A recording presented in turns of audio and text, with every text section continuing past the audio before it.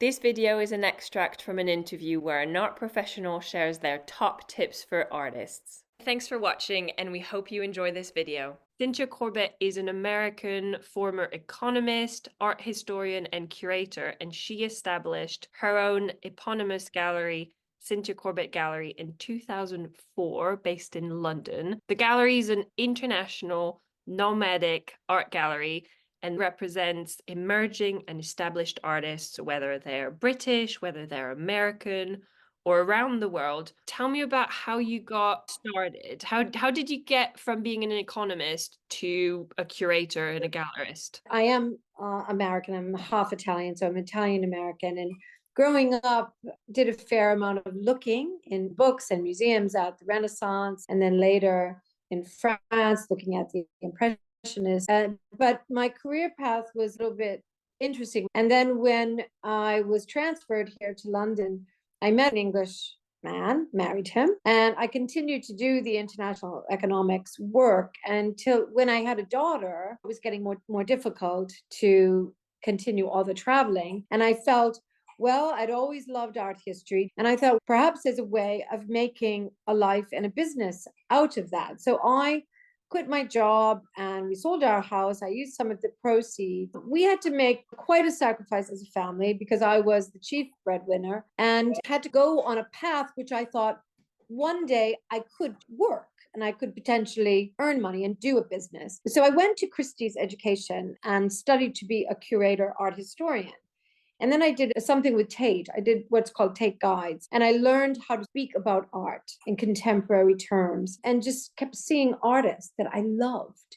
And I thought, there's a sign maybe I could represent these artists. And then I did a few curated projects very early on, and they went well.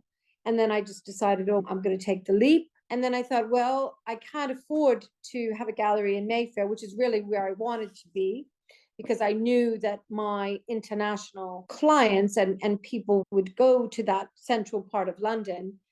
I just thought I'll have it here in my home, work from there, and then try to rent, borrow, steal spaces to show art and start representing artists. So that's really how it happened. And many of the artists from 2004 who I started representing, fell in love with them. I am still representing them. So you transitioned from your background in economics and politics to thinking, actually, I've got this real passion for art and I think I can help artists. Tell me about from when you started and how that's evolved, how the gallery's changed. I always worked from home. I could curate, if you will, mini exhibitions. But because I'm in Wimbledon, Wimbledon is not in the center. So very quickly, I thought, where could I be where more people will go? So I had a budget, and then I would rent spaces or get given spaces. Very early on, people would give me, I had a Georgian townhouse, for instance, once off Regent's Park. We curated the whole thing. I worked with hotels. So I took opportunities that were given to me and used them as curatorial platforms, if you will. I had also a space in the city for a while where an eye doctor had this enormous space where off of all his consulting rooms, and he said, just curate, do whatever you want. I did that for 3 years and had really a good practice and kind of experimentation. So while I was doing all that, that was in the early years, I also started to look at things called art fairs. I could see that doing something in Basel, Switzerland, who's going there? Well, people from all over the world. So then quickly I decided to apply to various art fairs, and with the artists that I had identified as artists that I would like to work with because I love their art. As a curator gallerist, I only represent in the gallery, nurture and work with artists that I love their work. So I believe in their work. I believe in them. I want to nurture them and then expand their careers, work with them during their whole career if I can, help them with developing series, their logistics, getting them into great collections, working with them as they may change and evolve, and finding and identifying opportunities that are right for them. Not all artists are right for Art on Paper Fair, New York. Not all artists might be right for Expo Chicago or London Art Fair or Collect. It's not a matter of just saying, oh, I represent these artists, I'm just going to throw them in an art fair, I'm just going to throw them up in a gallery.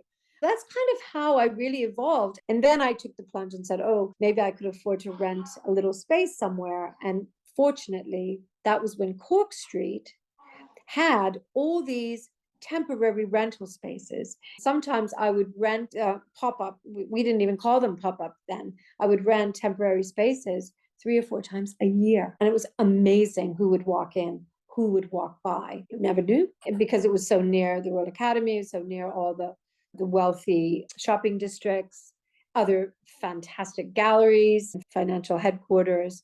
So that worked extremely well. And it gave the artists that I had identified, some of them from all different parts of the world, gave them a platform, a showcase in which to show their work, as did the international art fairs that I took a risk and started to do. How do you find new artists to love and work with? Typically now, any artist that might be interested in working with us, what I suggest they do is look at the opportunities on the website, on the Instagram, follow us, constantly follow the gallery, and see what kind of opportunities are coming up. Because, for instance, last year we did an open call invitation. So there will be opportunities to do an exhibition. For instance, from the invitational last year, 2 artists that were in that, we're now representing them because we saw the work. It struck a chord with me, something that I really was profoundly interested in.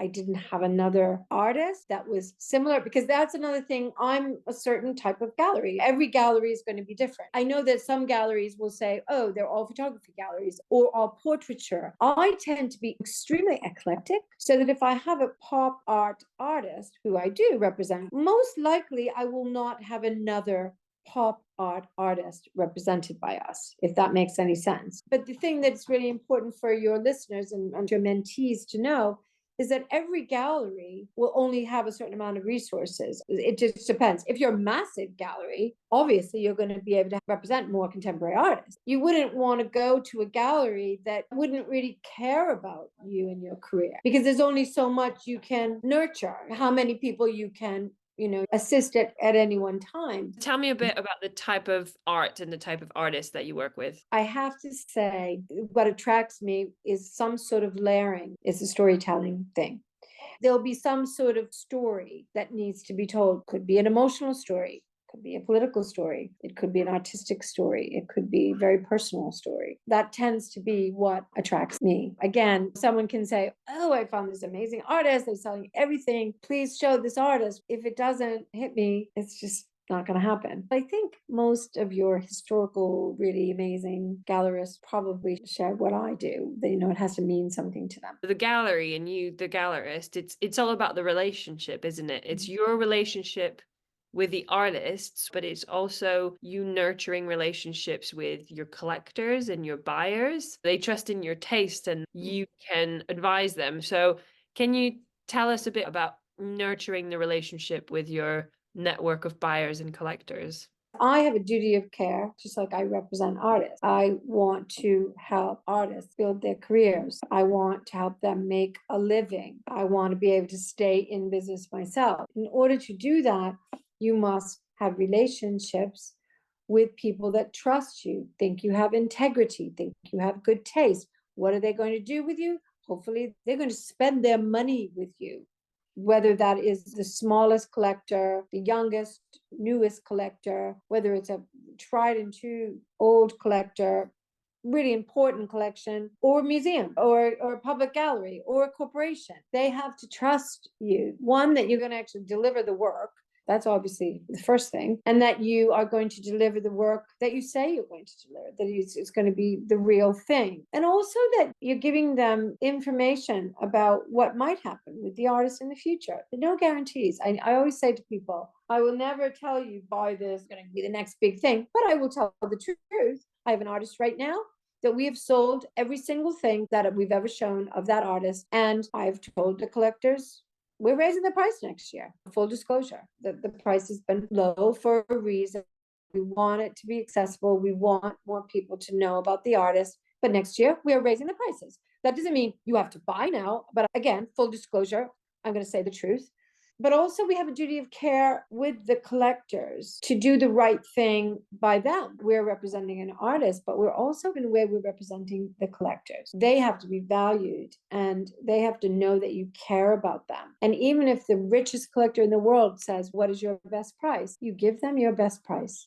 You don't even think about it because they deserve also to be treated really fairly. I have a real thing about this, that the collectors need to be extremely valued. Thanks for watching this video. If you want to watch the full 1-hour interview and get top tips from an expert, then click the link below and join the Art Ladder mentoring program now. By joining the Art Ladder, you will get access to our full library of webinars with curators, collectors, critics, gallerists, and more. Don't forget to subscribe to our YouTube channel for more videos like this, and check out the description below for more free resources for artists.